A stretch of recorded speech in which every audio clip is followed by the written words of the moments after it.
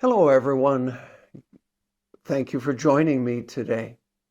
And may God bless you through these few moments with our Good Shepherd.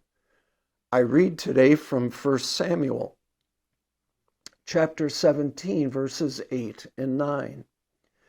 Goliath stood and shouted to the ranks of Israel, "Choose a man and have him come down to me. If he is able to fight and kill me, we will become your subjects."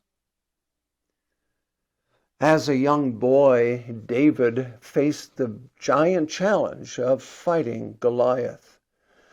The Philistines had set the terms for the battle.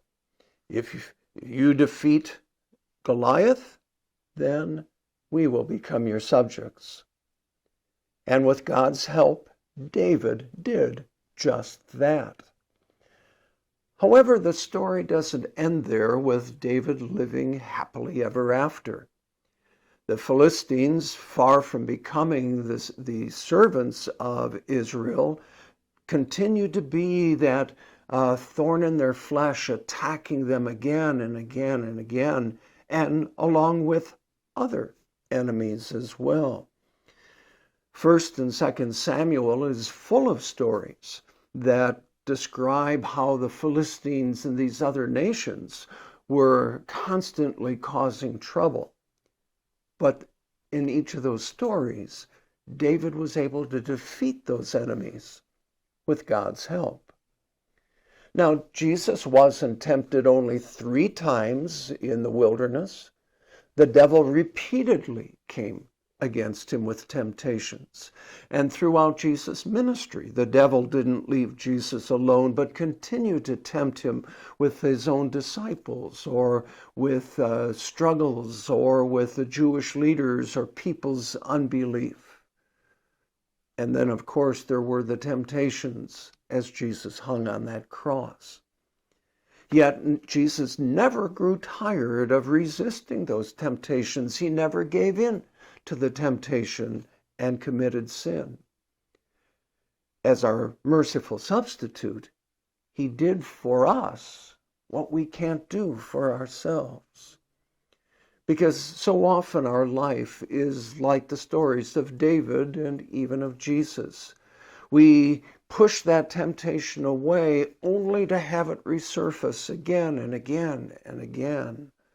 See, Satan doesn't just attack us once or twice, but he continually tries to wear us down with those temptations.